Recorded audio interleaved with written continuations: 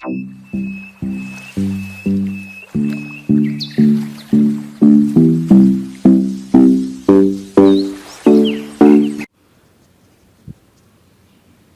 अलैकुम वरहमतुल्लाहि वबरकातुहू।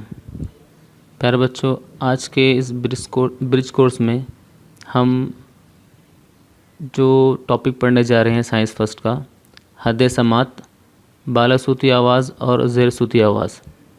अब हद समात क्या है? हद समात इंसान के या किसी भी जानदार के सुनने की हद, किस हद तक वो आवाज़ को सुन सकता है।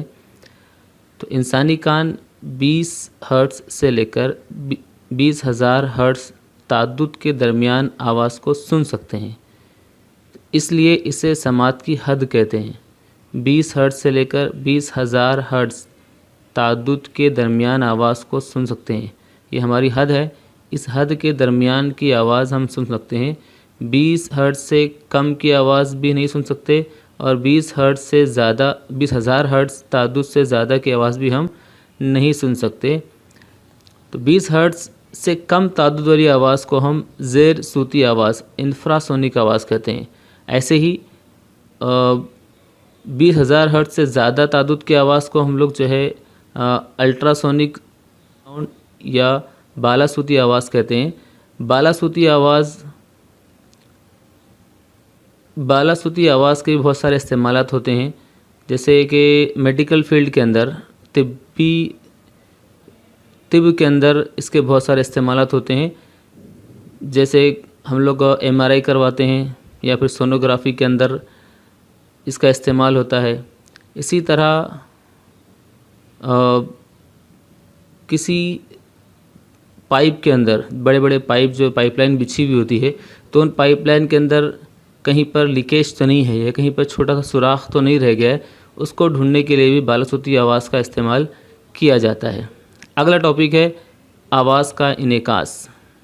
आवाज़ का इनेकास, रिफ्लेक्शन ऑफ साउंड। अब यहाँ देखिए, यहाँ पर जो ये शक्ल दिख रही है आपको, इस शक्ल के अंदर ये एक एक्सपेरिमेंट था आपके 9वीं के अंदर। यहाँ हमको साफ दिखाई दे रहा है, क्या दिख रहा है यहाँ पर हमको कि एक 2 नली बनी हुई है।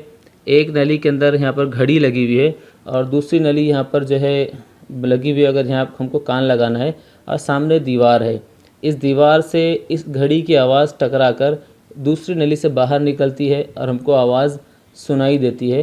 तो दीवार से टकराने के बाद आवाज़ जो मुनक्किस हो रही है, तो ये मुनक्किस होना, इसको हम लोग जो है आवाज़ का इनेकास कहते हैं, रिफ्लेक्शन ऑफ साउंड कहते हैं। तो इसमें अगला अब दिया हुआ है सदाए बाज़ गश्त, इको। सदाए बाज़ गश्त क्या होती है? अक्सर आप जो है किसी हिल स्टेशन पे जाएंगे, पहाड़ी इलाके में जाते हो, तो वहाँ पर पहाड़ी इलाके में अगर सामने भी कोई पहाड़, बड़ा सा पहाड़ है और दूसरे कोने पर आप खड़े हुए हैं और कोई ज़ोर से आवाज़ देते हैं, तो आपकी आवाज़ आपको कई बार सुनाई देती है, तो वो इको कहलाता है, सदाए बाज़ गश्त कहलाता है। तो किसी सतह से असल आवाज़ का मुनक्किस होकर दोबारा सुनाई देना, ये सदाए बाज़ गश्त है। कोई भी सतह से आवाज़ टकरा कर दोबारा हमको सुनाई देती है, इसको हम लोग क्या कहते हैं? सदाए बाज़ गश्त कहते हैं। और इसके लिए भी आपकी किताब में दिया गया था कि फ़ासला तकरीबन 17.2 मीटर से ज़्यादा का होना चाहिए, तभी सदाए बाज़ गश्त सुनाई देगी, वरना सदाए बाज़ गश्त सुनाई देने वाली नहीं है। अगला टॉपिक है गूंज, रिवर्ब्रेशन। गूंज क्या होती है? अब गूंज अक्सर कहीं पर आप जाते हैं, कई बड़े हॉल वगैरह में जाते हैं, तो वहाँ पर आपको बहुत ज़्यादा आवाज़ या किसी जगह पर आवाज़ गूंजती हुई लगती है, तो उसमें क्या होता है कि आपको कुछ समझ में नहीं आता। तो आवाज़ की लहरें दीवार से बार बार मुनक्किस होकर एक दूसरे से मिलती हैं, जिससे मुसलसल आवाज़ का एहसास होने लगता है।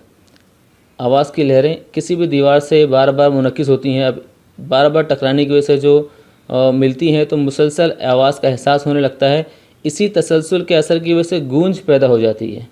जैसे आपने मिसाल देखा होगा कि गोल गुंबद है, वहाँ पर आवाज़ की गूंज होती है, वो आवाज़ बार बार टकरा टकरा कर सुनाई देती है।